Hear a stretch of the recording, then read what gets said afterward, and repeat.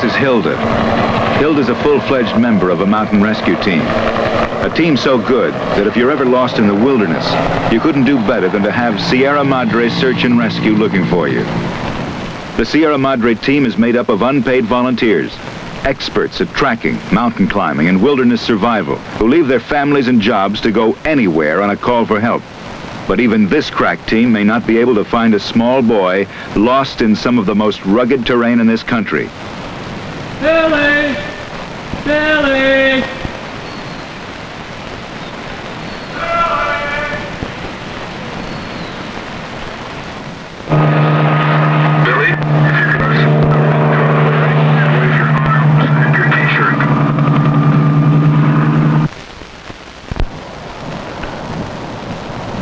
Rescue. The search for Billy. Just a litter, rope, and a first of facts. How many people altogether? 8 people. Climb up in there.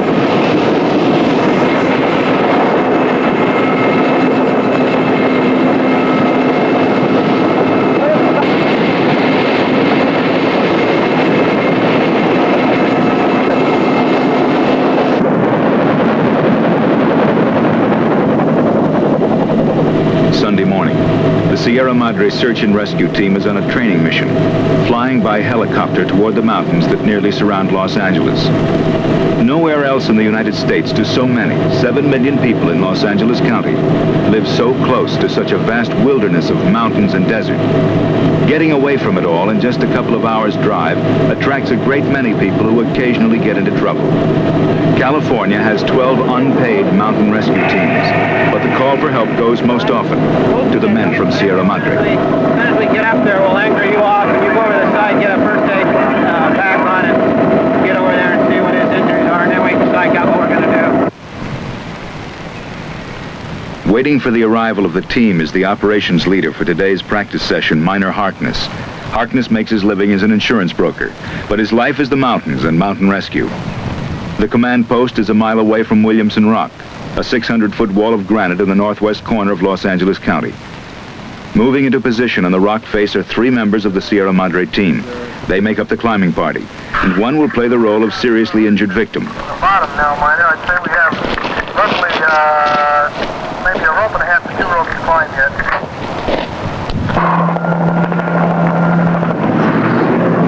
405, let's bring that crew into the top of this rock. The helicopter is a vital tool in rescue work, and near their home ground, Sierra Madre has free use of ships from the Los Angeles County Fire Department. But often they operate far from home, and then the team pays the helicopter rental of $150 an hour. This year, the team's fundraising drive produced just under $11,000. Kick your smoke flare so we can see where the injured party is located. The team has learned techniques and developed sophisticated equipment for dealing with the problems of search and rescue in the wilderness. But it took time. We kind of built the team the hard way, you know. Every rescue we learned what we lacked in the way of equipment and training and everything, and the guys are dedicated and determined to build one of the finest rescue teams in the country, which I think they have done. Who's going down with the litter? Phil Lester's hooked in now, it's all rigged, and he's hooking in now. We're retrieving our line and about ready to go. Over. Play on. Climbing. Climb. 405 base, 405 base. I got you. The litter is now over the side, over. That's 10-4. I can read them off and on, so I got that message.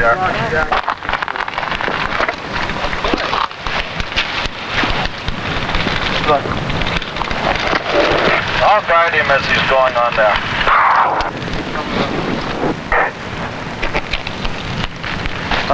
Lowering a man with a Stokes litter down several hundred feet of sheer-faced mountain requires time and experts. Bill Lester is on a rappel line that's controlled by the belay man on top of the rock. The rope holding the litter runs through a 3-point anchor system that's been hammered into the rock surface. Only one anchor point is needed to hold the weight of an injured person, but 2 more are added for safety. This is 402. I'm in visual contact with victims. They'll be with me. You're Good. Very smooth, 405. Very smooth. 405, if you can stay out the lowering line a little faster. All right, Larry. The Sierra Madre team responds to calls for help in the western United States and on into Mexico. 1,100 operations with 1,400 people in trouble create a tradition that John Holcomb feels very strongly about. The proud feeling you have of belonging to the Sierra Madre team, esprit de corps the team has, makes everybody really aware of when they come on the team. It's they're proud to belong to this team, and they work hard at belonging to it. We don't hold anybody's hand. We don't send them outside of the team for training. We train them and teach them all the things that we want them to do, but we make them do it themselves. I tell a guy when I talk to him, and this is one of my jobs on the team, that you're going to be on that rock rappelling and learning to the technical aspects of climbing and everything. Slack 1 foot. Slack 1 foot. On the hauling line? Slack both lines 1 foot. On any victim evacuation, one of the major problems you have is keeping your lines identified and straight. Take it easy! Everybody on the team is a potential good leader. And this is another reason why the team is so good, is because we come from all walks of life, and everybody has the ability to use their God-given sense, and they do. They're just man's man, you know. They do what they have to do. That's what makes it all worthwhile. Well, I congratulate you all. It was a good job. Very good. We got out only 3 hours later than I thought we would. We have fun whatever we do. I think it's the hometown spirit that makes Sierra Madre the team that it is, because we're a close-knit, we're a small town. Here in Sierra Madre, well, you know everybody. Every store you go in, they're friendly, and I like that. Well, everybody on this team likes that. The team's strongest bond is love of the outdoors. For Minor Harkness, it was a love that started early. Sierra Madre was isolated. And on every side there was, you know, nothing but open country. And down toward the valley we used to fly our model airplanes. Before I was 14 years old, I killed 5 bucks out in Hastings Ranch. And Hastings Ranch has 2,000 homes now. I saw my first mountain lion out there. But Sierra Madre, the one thing it has is from where the mountains begin and go up. There's no change there. They'll never build there. The San Gabriel Mountains that form Sierra Madre's backyard gave birth to the team. 40 years ago, the 4 Lalone brothers trapped and hunted the mountains for a living. Whenever a hiker or a hunter was reported overdue, the Lalones were called on for help. As the Los Angeles population boomed, so did accidents in these mountains. In 1953, the Lalone brothers became the nucleus of the Sierra Madre team that now numbers 25 members. Today, the San Gabriels still serve as a refuge and as a source of many of the team's rescue operations. They also serve as a very special kind of training ground. Now we're going down into clamshell and then up. We'll cut out of the clamshell. It's so neat to go out in a canyon. Okay. And just go up, and it's all night. No one's been there, you know. And you get into meadows, and this is the thing. Philip, you look like you're about as ready for the mountains as. But there's certain ground rules that you have to lay, you know. You just don't go out into the wilderness and say, man, I can survive. I'm the greatest. If you learn things and are willing to study and practice them, then you can really face the wilderness and say, I can survive. And you damn well know they do it. Come on, let's get going.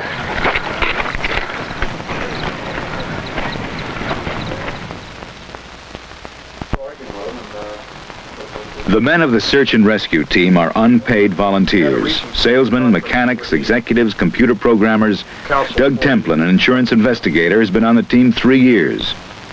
Yeah. When I first came to that meeting, I'll never forget it. Lorenzini was sitting there. He was president then. I kept asking Lorenzini after the meeting was over, hey, how much time is this going to take? I was really pretty worried about it. He said, don't worry about it. And he just turned around and started talking to someone else. Hey, how much time is this going to take, Ray? Oh, don't worry about it. That doesn't take much time at all. I walked home that night and I had an ice axe and a Kelty pack and all my equipment. Nobody told me how much time it was going to take. Oh, well. How much time? It took about 2 weeks to find that out. For men with families and jobs, the team demands on personal time seem especially great. Last year, we logged almost 15,000 man-hours. Wait a minute, no, it was more than that. It was more than that. It was almost 20,000 man-hours. With, say, 25 guys, you're talking well over 1,000 man-hours a year, which is, what, 100, say, roughly 100 hours a month. 25 hours a week on the average. That's one hell of a lot of time. It's 3 hours a day.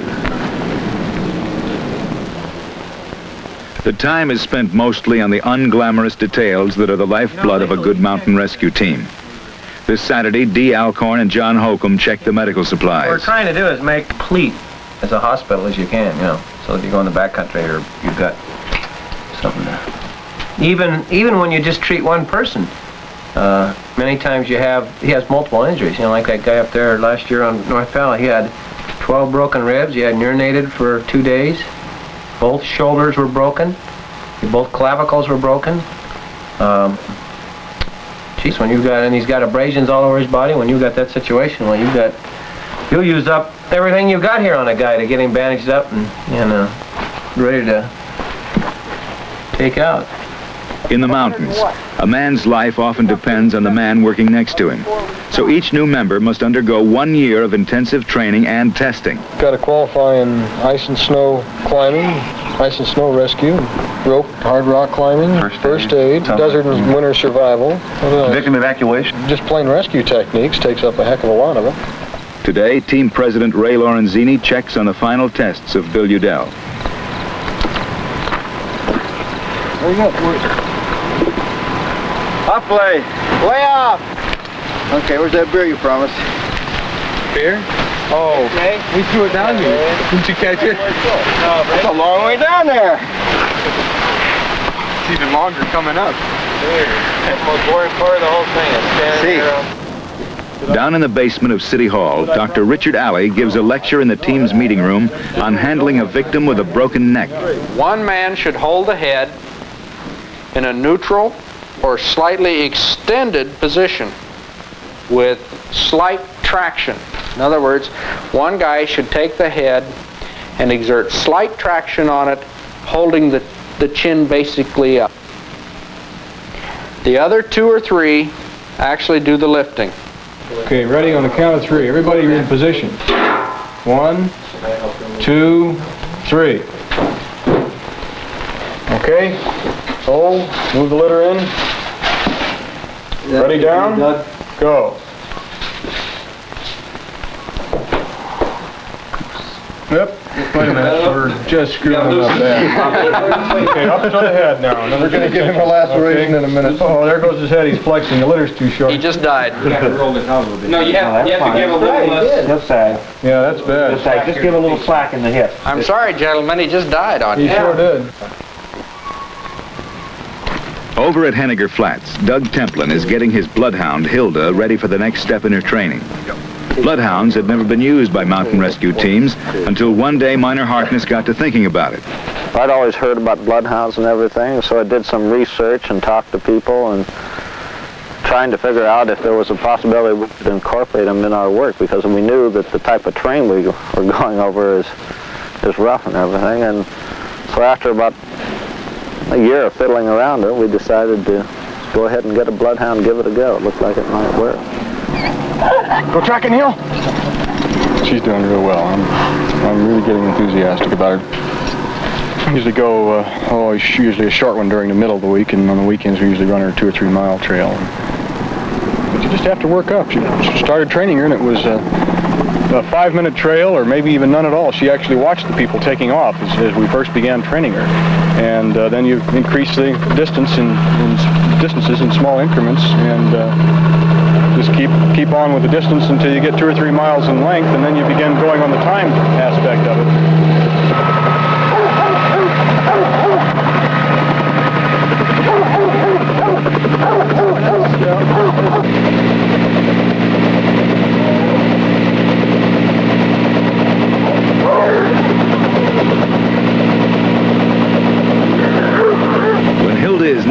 search area in a hurry. She usually rides in a capsule attached to the helicopter. But occasionally the terrain is too rough for a landing, so today she gets her first practice flight in a helicopter sling. Doug Templin has written a song about his bloodhound. We'll go trekking through the sky as the days and nights go by. Up and down the clouds we go, tracking angels to and fro.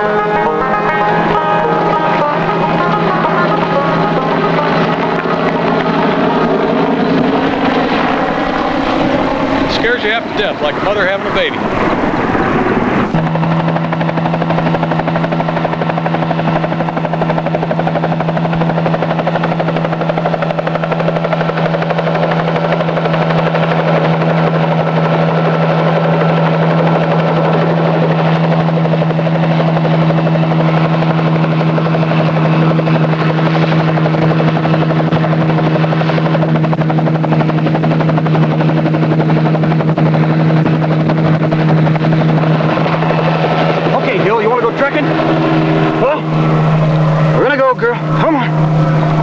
Tracking? Yeah, that was kind of a tough one. Hilda starts tracking by first smelling an article of clothing worn by the victim. Find him! Let's go find him! Let's go find him, Hill! Come on! Let's find him! Let's go find him! Come on, girl, come on! A person has a scent, and there's not really too much known about it. It's kind of a mist that as they walk, it drifts off and lands along the ground. It's not necessarily where that individual walks. So we have two types of scent. One is the trail scent. That's made by changing or disturbing the earth. And dogs can be trained to track that, but we break away from that because anybody that goes through this area makes that same type of scent, see? So we have to track the one that was lost. So we go after the human scent, which everyone is different. The scent is blowing, so it may drift off. Sometimes in high winds, 25 feet is not uncommon. That damn dog is going up and down through those bushes, dragging you. And doggone good and well, that's the way the kid went, but you got to stay with that dog. You can't yank him back, so he's got to work out that problem himself. So a lot of times, a beautiful trail, and there you are 10 feet over, breaking the brush with the animal.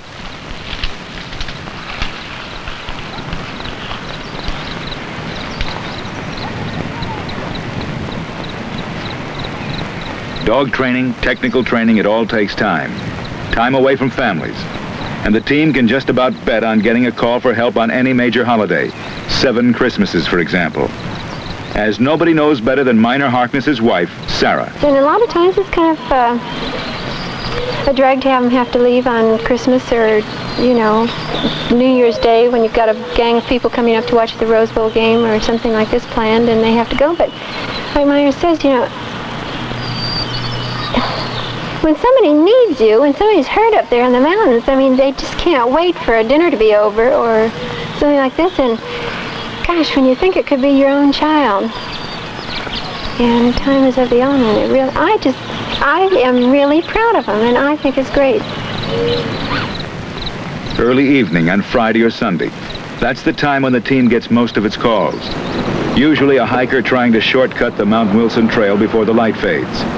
But this is Saturday night, and it's quiet, except for the team party Minor and Sarah are giving. Okay, here we go. Mama's in the kitchen.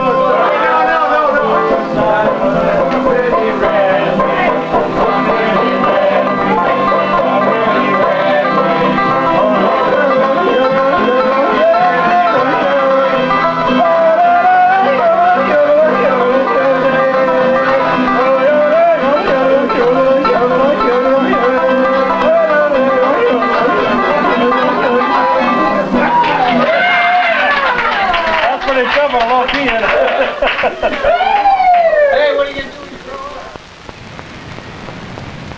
Another Saturday, a different kind of Saturday. The Sierra Madre team travels hundreds of miles to answer calls for help. This time deep in Mexico, where Ray Lorenzini is heading up the search for a young pilot. 10 days ago, the pilot started out on a flight from San Diego to El Centro, California, a small town near the Mexican border. He was on his first solo cross-country, and all indications, talking to his instructor and everything, is he probably was blown off course and just ended up down this area. We found the airplane, and he wasn't hardly any gas left in it at all. And to our best of our knowledge, there was no survival gear whatsoever in the aircraft. He did have an aeronautical map with him. That was about the extent of it. He left a note at the airplane and said, "I plan to go back to the coast and follow it northward." Now, it's our understanding you can't get too far on the coastline because of the steep bluffs, and at high tide, he just can't get through there. So we've picked up prints off the coast coming back towards the mesa. And we've got him coming off the mesa and going back onto it. Looks like he's making a big circle. And that's what we're concentrating our search effort at this time, is on the mesa. We've got 11 guys on our team down here. There's approximately 55 men out in the field right now. Base camp is 250 miles south of the border and 400 miles from Sierra Madre. The team has half a dozen operations a year in Mexico. Often enough that 2 years ago, a special treaty was made between the United States and Mexico, permitting mountain rescue teams from both countries to cross the border quickly. The vast Santa Clara Mesa has been worked over by 50 searchers and a dozen aircraft, including the U.S. Coast Guard. This is a typical helicopter operation down here. It's a rugged country over there. The rugged country demands a helicopter. If the trackers find a footprint, then searchers can be quickly carried 2 or 3 miles ahead to look for further prints. Jump tracking can cover in a day what requires several days on foot, and time is running out for the young pilot, who could not have understood the problems of surviving in this wasteland, or he would have stayed with his airplane and its working radio. Sunday morning. The pilot has been missing 11 days, and that fact forces Ray Lorenzini to seek information. Okay, if he is dead, what do you do, Bo? Leave the body out there or bring him down here, if that were to come about. It has to be left right where it is, marked, nothing touched. The delegado will go up and make the report, and then you can move the body. Otherwise, you can't touch it, if it does come to this. 11 o'clock Sunday morning. Out on the mesa, it does come to this. Mexican horsemen searching along the eroded slopes that form the mesa's northwest wall have found the pilot's body, where he had apparently lost his footing and fallen. The Coast Guard helicopter has flown a Mexican official to the scene 20 miles from base camp to examine the body. The young pilot seems to have died nearly a week ago.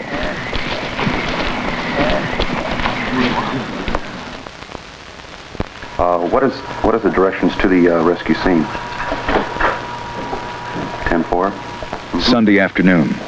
And up till now, it's been just another quiet Sunday. Okay.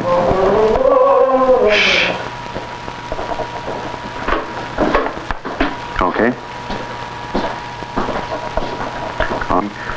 About 3:45, 4 o'clock. Thank you, Lieutenant. Good day. We'll see you there. Bye-bye. Roll 'em.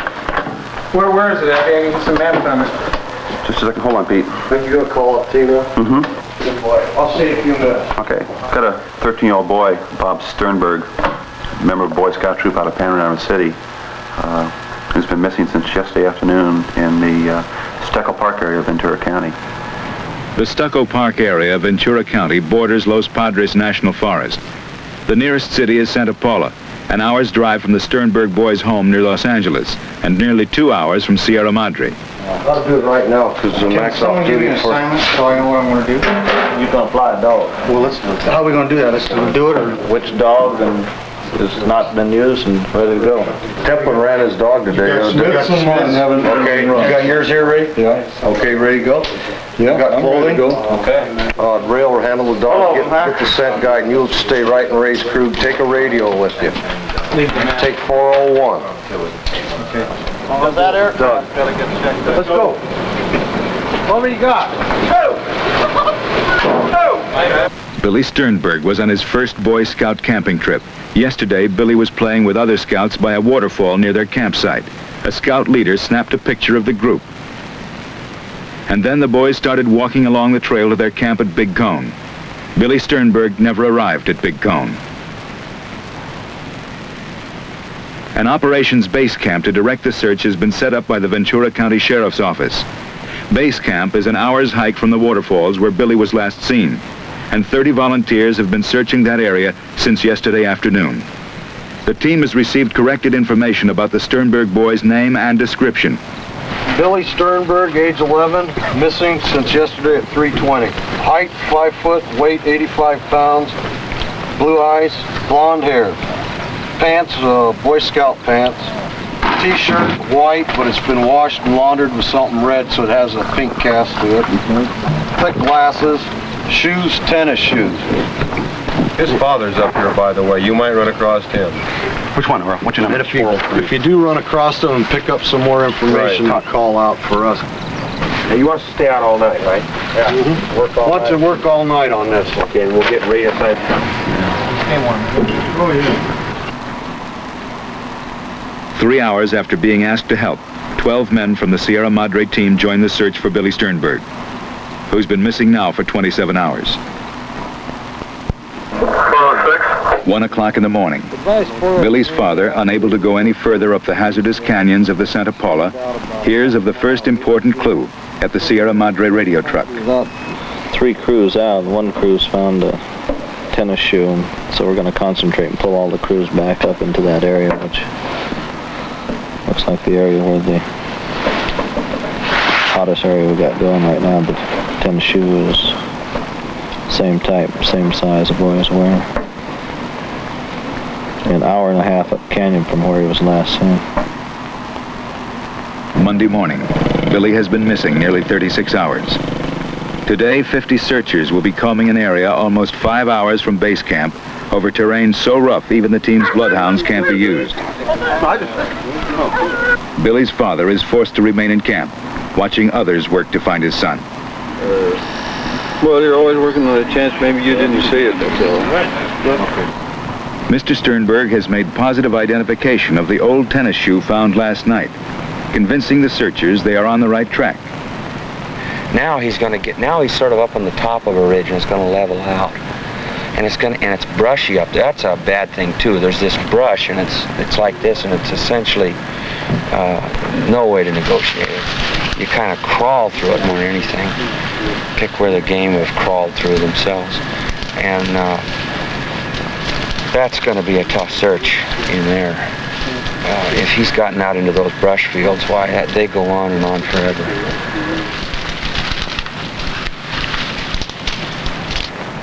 The prime search area is too difficult for Mr. Sternberg to reach on foot, but he decides that he must go at least as far as Big Cone, where Billy had planned to camp out Saturday night.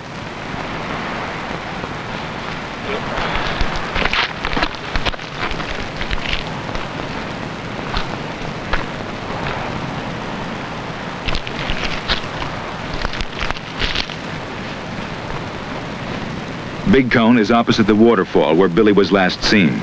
But the footprints and the old tennis shoe found last night by the Sierra Madre team forces the searchers to concentrate their efforts east of the waterfall, where the trail soon disappears. And there's only a wild confusion of boulders, canyons, and vast fields of high brush. An effective search needs quick transportation, and a helicopter can't land in the high brush. So Minor Harkness and 3 of the Sierra Madre team have hacked out a heliport, a landing zone for the helicopters from the Los Angeles County Fire Department. Now Roland Barton can fly crews into the prime search area in 7 minutes. Everybody up there by 5 o'clock that's going home. They're right out. You got your radio. You can start talking to the guys. Everybody get them that's working around here. Start working their search patterns so they can be working back towards this way. We'll take everybody into the school towards 5 o'clock.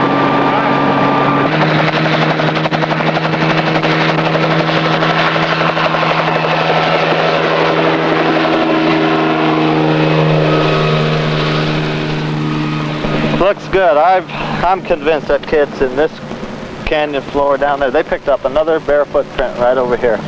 It's round, obviously in a sock.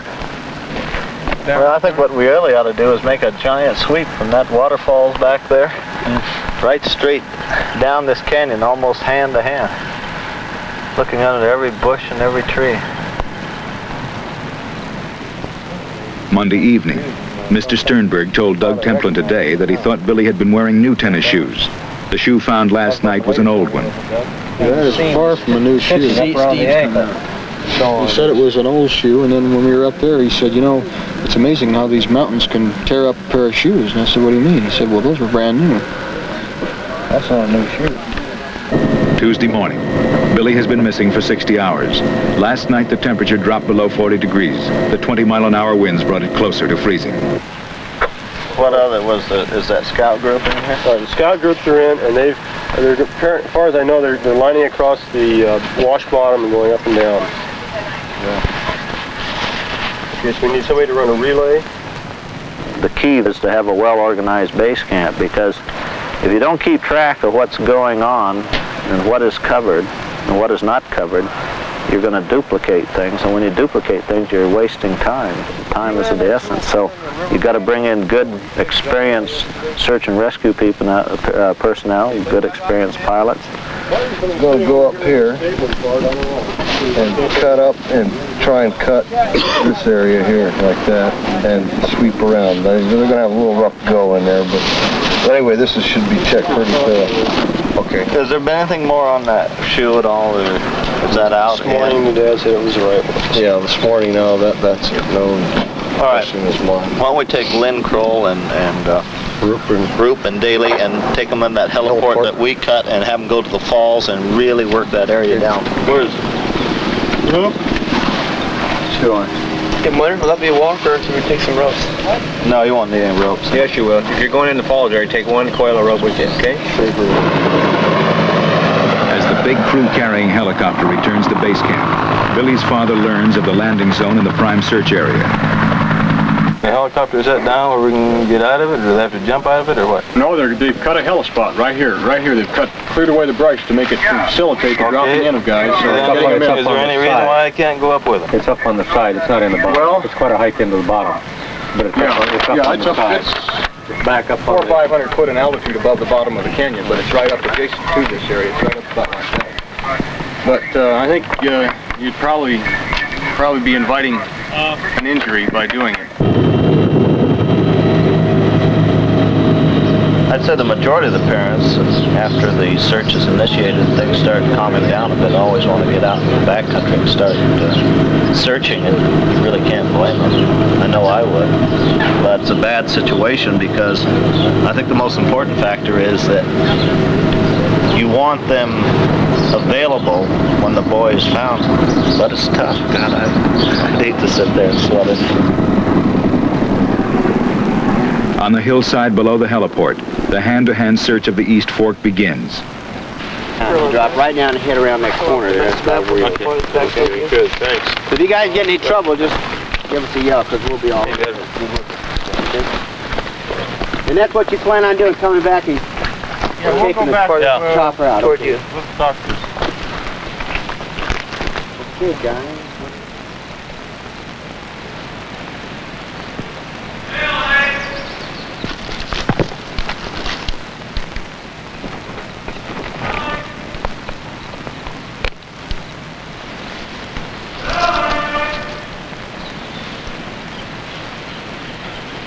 Billy!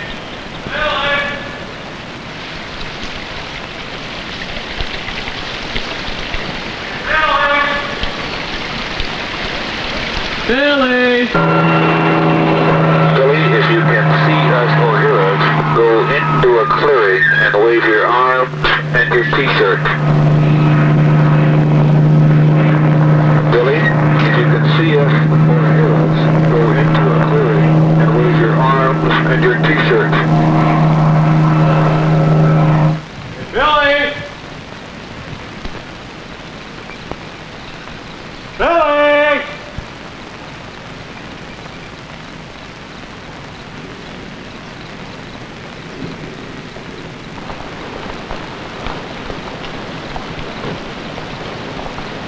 Well, here he's heading north, but the other footprint indicates he's made a turn heading back downstream. So he must have seen some kind of impasse down there or something. I wonder why he would turn around. I don't know. He's probably in his state of mind. This is probably the best visible shoe print we've had. Now look at, we went all the way up to the ridge up there, covered all the way to that backside, but I mean, you can imagine how sensitive your feet are in this kind of stuff, and you get back in there, and there's briar. Isn't that right? And I went up into the oak trees, and you know, you're not going to hike far in that. Not barefoot. Not barefoot. What's the puzzling thing is that you saw one bare footprint in the sand, and then you see no more. Mr. Sternberg and his brother David have learned of new clues found by searchers from the U.S. Forestry Service. Found some footprints down there. Found a sock.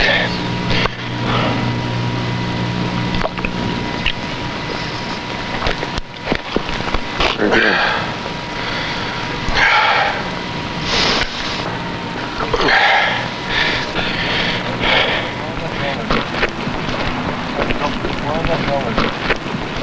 Finding the sock near the tennis shoe's location convinces Mr. Sternberg that the tennis shoe is Billy's. In 2 days, he could have gone quite a ways, huh? Not without a shoe.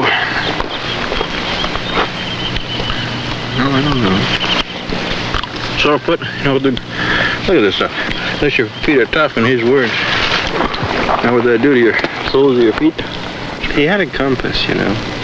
So why would he go this way? He'd be more likely to go that way than... Why did he go up in the first place? He started climbing, he got scared, realized that he was doing something goofy. Didn't know what to do about it, and kept going. The more he went, the scared he got.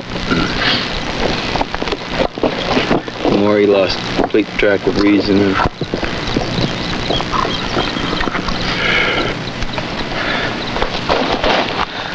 And well, silly things. Nobody has covered this area up on the other side. I don't know. That I know of. Nobody, I don't think, has come down through there. I'm going to.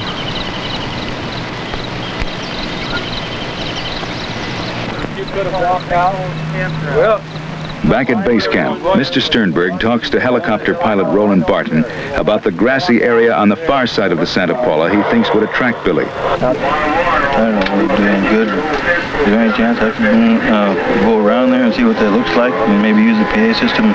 Well, you can if you like. As I told you, the voice is just a voice. He isn't going to recognize. Except that yours is higher. I mean a higher pitch than what.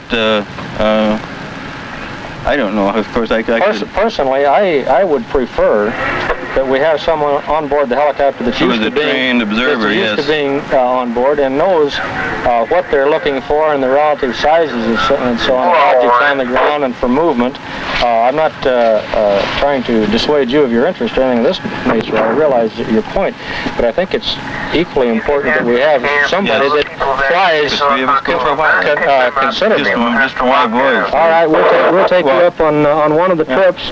This cuts down the maneuverability of the aircraft considerably when you're working in on the face of it. Some of the pools above the waterfall where Billy was last seen are 9 feet deep. Scuba divers who searched the pools have just returned with a report. Happily negative. Yeah, that's the best thing about diving, is not finding them. If we find them, then the game's over. So we can tell them that they're not, at least from the punch holes down, that boy's not in that water. Whether he's somewhere else, I don't know.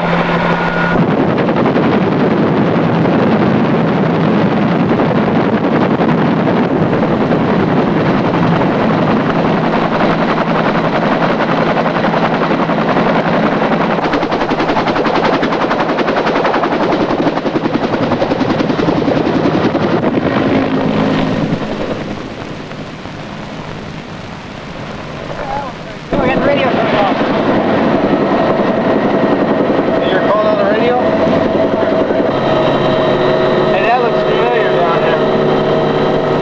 especially the kids that are 6 and under, psychologically they're in pretty darn good shape even after they've been out several days. They don't go into the state of shock that the older kids do. The ones that are older seem to know that they're in very serious trouble. Quite often we'll find them in such a state of shock that when they see you, they'll run from you. They'll make no attempt. They'll hide from the helicopter. You know, kids will walk right across the busy street, 4-lane roads, cars whistling by them 55 miles an hour at 6 years of age and never even realize that they've been in trouble. Some kid around 10 years of age has to do that. He knows he's been a little bit exposed.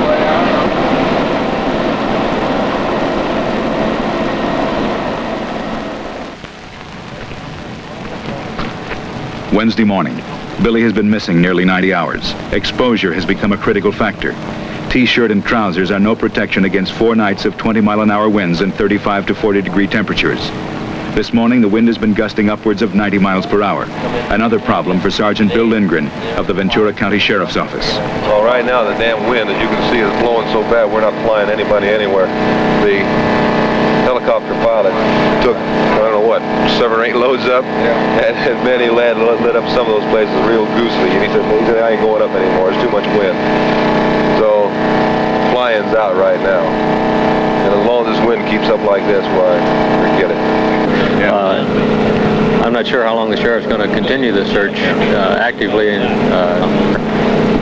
but you guys may be working for the family, or what, if they close it down, or what would your... Well, yeah, we'll probably still be in here this weekend, Bart. The Sierra Madre team will continue the search, but for the others, this is the final day. 90 volunteers from as near as the local town of Fillmore and as far away as San Diego are making a last desperate search of the East Fork, from canyon floor to the brush fields along the ridges.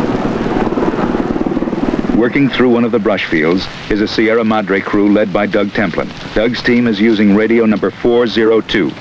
And you've got to go home for tomorrow, and I do too. This is relay. This? Yes, unit 402 has positive right foot tracks just west of where they were dropped off by the helicopter. That's 10-4, so right foot that's 402, this is relay. Can you obtain from them a much closer location? Can they pinpoint their location for us? Over. Can you give a more exact location of your pin 20? Or west. Okay, this is the heliport he dropped them in, right? Minor, the one you cut. Right. Okay, and they're west. Yeah. Well, they must be right in here. Yeah. They say they are just west in the stream to where they were left off. Oh, they're up high by the helicopter, just west. Here's a canyon right here, Minor. This is a canyon right here. That canyon's got a lot of brush on it, Bill. How far north of the spot marked by Minor are you? When do you give up searching for a lost boy? The experience of Sierra Madre says you don't. Sudden events can turn on the tiniest of clues. This is relay. I'm going to and I'm waiting for further information. Stream.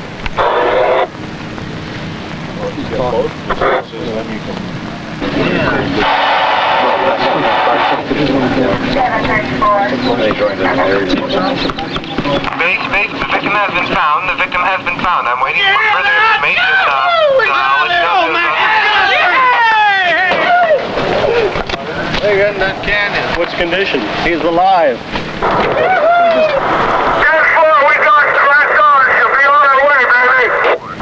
I walked him into the heliport, so apparently he's in pretty good shape. So, yeah, you might try to reach the father, too, and tell him. Very good. Well, where are they going to take Bill then? They killed both to Santa Paula. Okay. Well, let me tell Dave, and I thank everybody. Yes, there's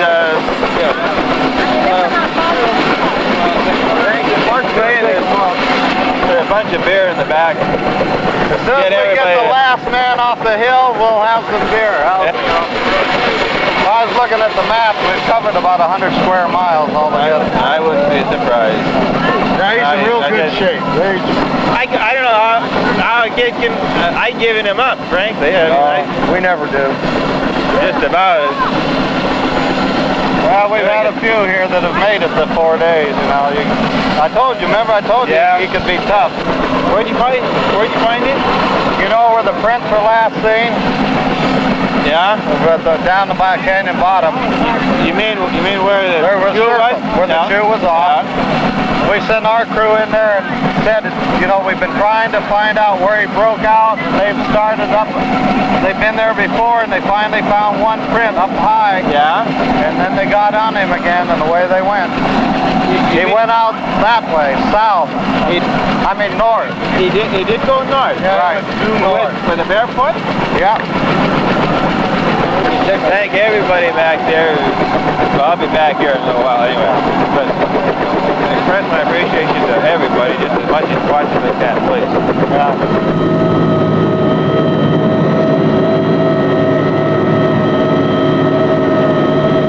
So Billy, with one bare foot, had gone up the north bank of the East Fork, directly opposite the green grassy area Mr. Sternberg thought would attract him.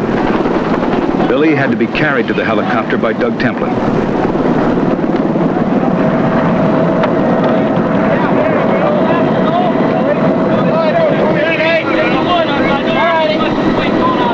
The wind is still raging. The helicopter barely touches down. A real greeting between Billy and his father will have to wait until they get to the hospital. I don't want any weight going on. You gonna go off? Yeah. Okay.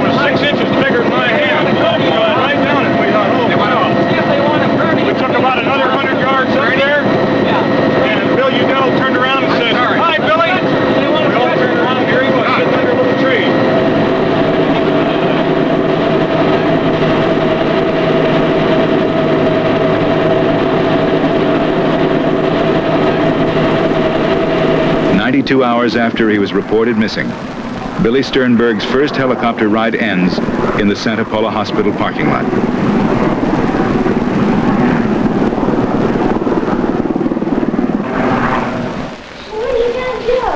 We're just going to look at your picture that you all right? You're in Santa Paula with the hospital, and your dad's right here. Well, your heart sounds good. You must be pretty good shape, huh? I am. Good.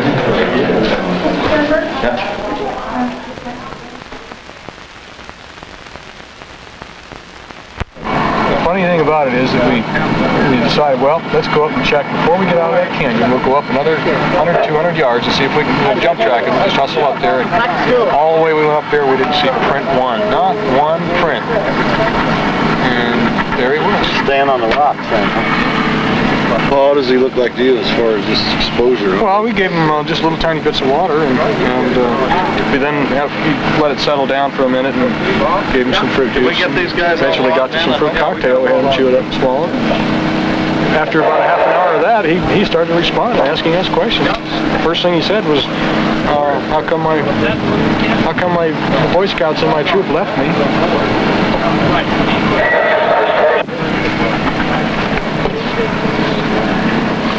Get them together. So start your step to start. What about this? Going home. Santa Paula to World Station. Report on rescue. You guys stop and check in. You gotta check in before you have a beer now. Boy found by Sierra Madre rescue team. Crew number 402. Taken by LA County Fire Department helicopter to Santa Paula Hospital. Man, I could hear your voice. I knew. Oh, I'll tell you, I had that thing sitting there. And then when the relay, he about fell off the mountain. Boy in good condition was found on East Fork, north side, west of Cienega Campground. Got to the top of the canyon. There was sitting that area, but it's not the right big as it's a big tree. All personnel are out of area. Candy 552.